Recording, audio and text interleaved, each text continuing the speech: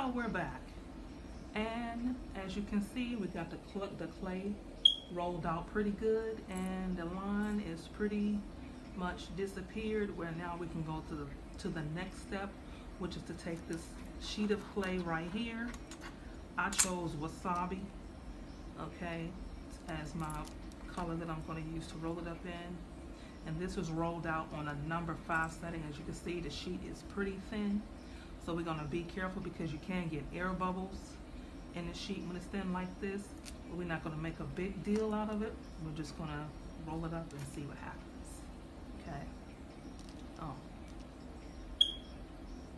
And we're not going to worry about this black mark because when you cut up clay, none of that stuff ever shows. So we're not going to make a big deal about it today. So what you're going to do is take it and we're going to roll it over. Like, again, you're going to be careful because you don't want to get air bubbles in it. Okay. And once you roll it over, you're going to stop right here, roll it a little bit, and then you'll see there's a nice little line.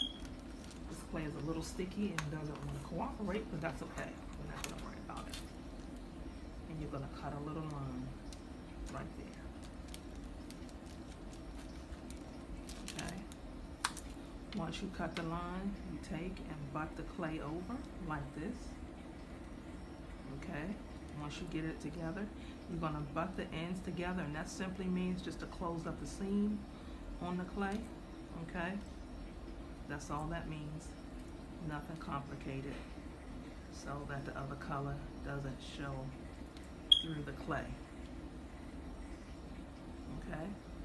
That's what that means. Again, we're going to put the scrap over to the side, move the blade out the way, and we're just going to roll it out just a little bit. Roll gently. Remember, roll with the palm of your hand, gently with the clay.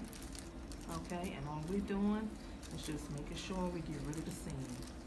That's it. Okay.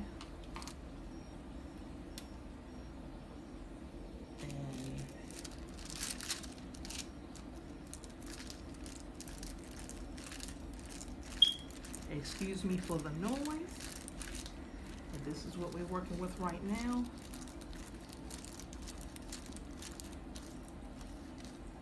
Okay. And as you can see, as we're doing this, the clay is actually getting a little longer. Now, we're not trying to condition the clay, which actually means to make smaller. We just wanted to get rid of the line, which that's pretty much what we did. Okay, so again, we're going to cut the ends of the clay. All right, and there you have it, my friends. A simple, beautiful jelly roll. Okay, so we're going to cut the other side.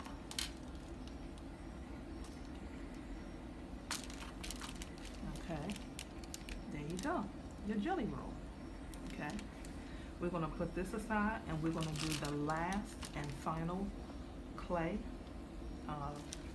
project, which is going to be a bullseye cane. I'm not really sure why they call it a bullseye cane, but I will be more than happy to find out. I never really thought about it. I just thought that it was a pretty design that was worth learning, and that's what I did. I learned it, and should have found out exactly why it was called a bullseye cane. But nonetheless, again, you're gonna cut up your clay like we did with the black clay. Cut it out, and you're gonna condition it, rolling it out 20 to 25 times. Okay, on the thickest setting, which on my machine is a number 1 setting. Okay, and once you do that, you're going to cut out your sheets so it can be a little neat. Sometimes it's not always neat, but that's not a big deal. Okay, as long as you accomplish the same goal of what it is that you're trying to do, that's the whole point. And you're going to use your tissue blade. Okay.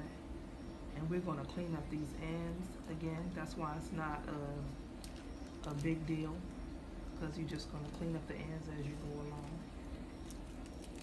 Okay.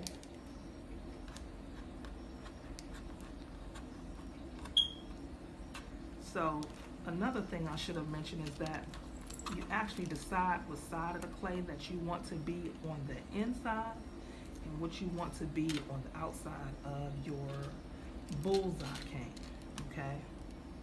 So I actually just laid it out. So in a minute, I'm gonna decide whether I want the purple side to show or I want the periwinkle side of this clay cane to show. So we're gonna figure that out in a minute. Okay, keep going. So, sometimes clay has a mind of its own and wants to do its own thing.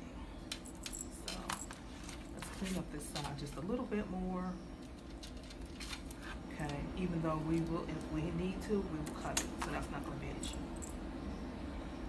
So, I think that I want the purple side to be on the outside, and I want the periwinkle side to be on the inside of the cane. So to get this cane started, you can do it one of two ways.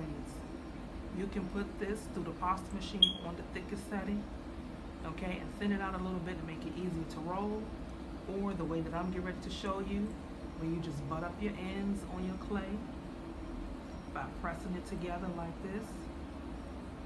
Okay, simple enough. Lay your cane out. We're going to do the same thing that we did before, where you roll up your ends, and this is so you don't get air bubbles in your cane as you roll it up. Okay, don't be afraid to touch your clay. Don't be afraid to handle it and maneuver it. Remember, it's just clay and you are in charge of your clay. Okay, and it's a little thicker, so guess what? You have to use a little bit of muscle and elbow grease. Rolling up your clay, you're still going to have to control your size on your clay.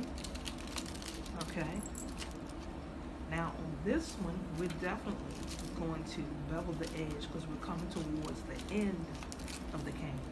With a clay cane like this, you do not want to pinch it up and roll it over unless you want a line in your clay cane. But I don't want a line in my clay cane. So I'm going to roll it over. Again, you're going to take your tissue blade, you're going to lay it against the clay, and you're going to edge it out like that. Okay. And then what do? You take it and roll it over. Okay, and see how your clay, it will lay right over on itself, and you can't even see the periwinkle clay that's sitting up under there. Remember to have your edges controlled. So again, remember, we want to get rid of this line, so we're just going to take the palm of our hands and lay it on the clay gently like this, and we're going to roll it out.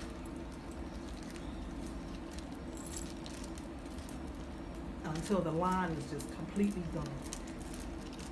So we're going to see what happens.